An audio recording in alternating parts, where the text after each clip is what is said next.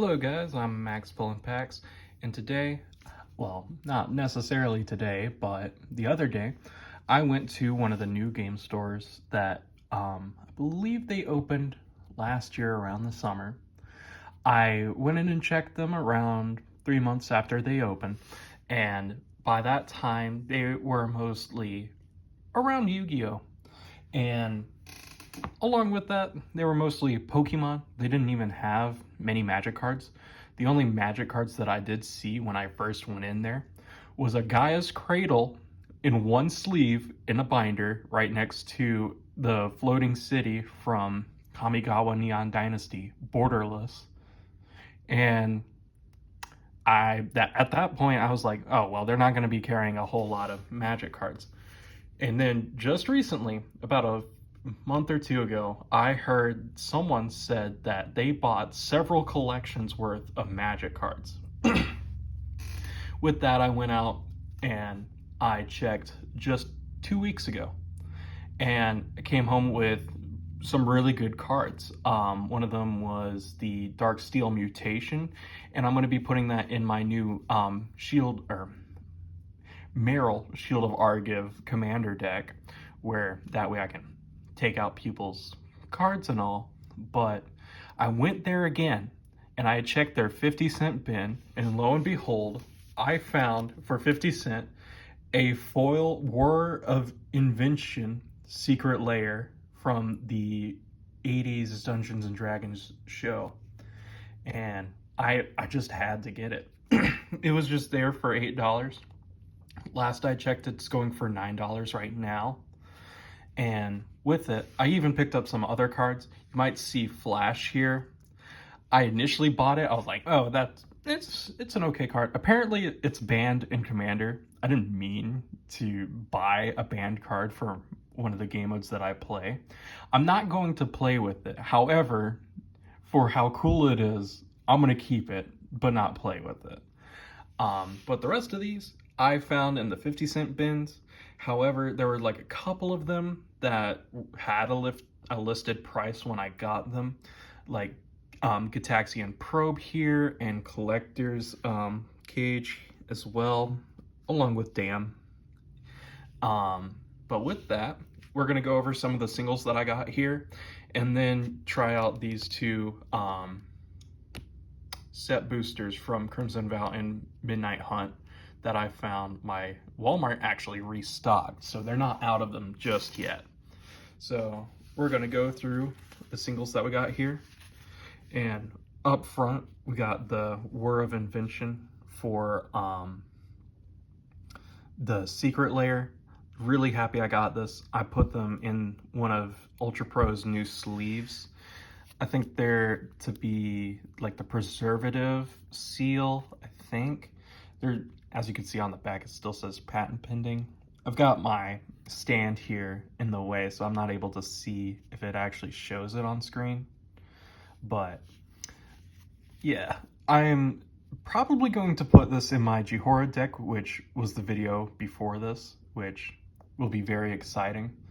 Though I want to make a video talking about proxies and the moral use of them.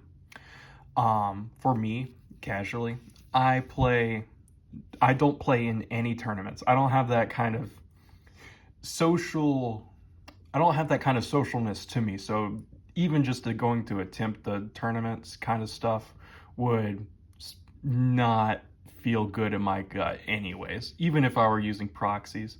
But for my friends who come over to my house to play Magic, who don't own their own Magic cards, I like to have it where all the decks have the same level of power. But we'll save that for another video. So continuing on, we have Satyr Fire Dancer here, and I bought him mainly for my Neheb the Eternal deck, which I finished building last night. I still have a couple Commander videos that I want to make about the 3 other decks that I made, and we'll probably change out some of the cards here soon. However, Neheb feels like it's really good right now. All I need is a Leyline Tyrant, and it'll be completely set. Gataxian Probe here is one of the few cards that I bought from the 50-cent bin that wasn't 50 cent. It was only $2, but for a really decent card to look at other players' hands and then draw a card for it, it's not bad to keep. Commandeer, I actually bought 2 of these. I think it's a really good card that really shouldn't be priced as low as it was because I bought 2 of these for 50 cent.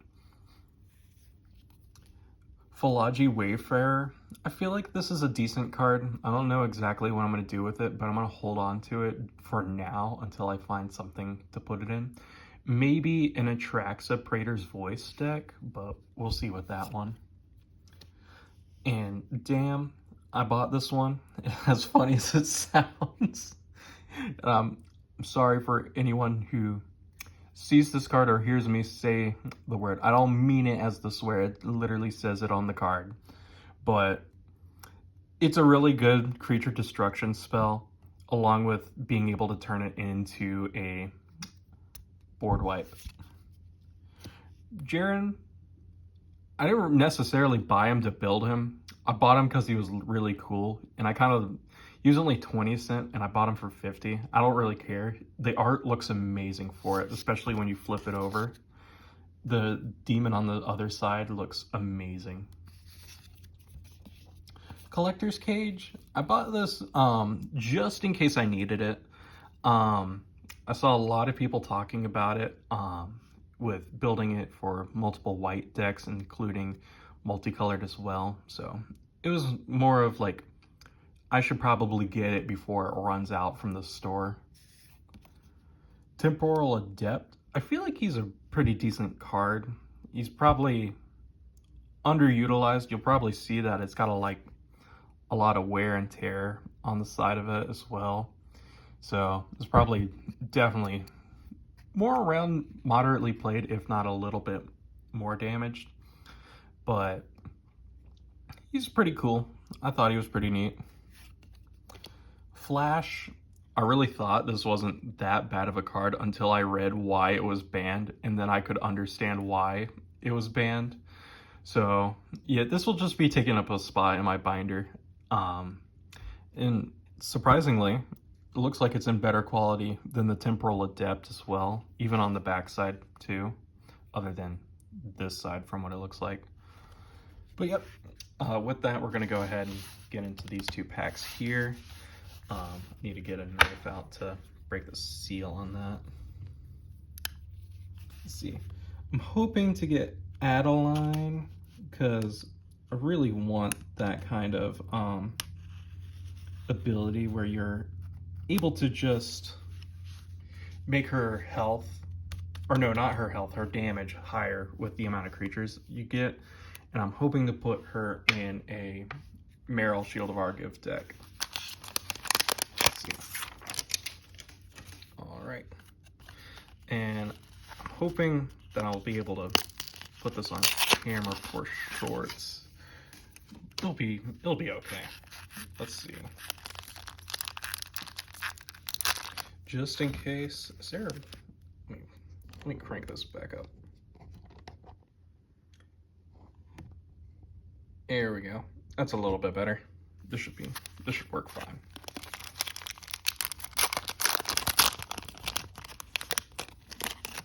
There we go. Fading Hope art card. Island. Raise the Effigy. Defenstrate. Unruly Mob. Homestead Courage. Flesh Taker. Corpse Cobble. Gale Drifter. Bird Admirer. Kaisig Naturalist. And Augur of Autumn. Ooh, and foil Borderless Haunted Ridge. That's a really nice one. Sweet. I could probably go trade in my normal one now. And Toils of Night and Day. Okay. Sweet. That was actually better than I was hoping. Okay. That might have actually paid for the packs for today. All right. On to the next one.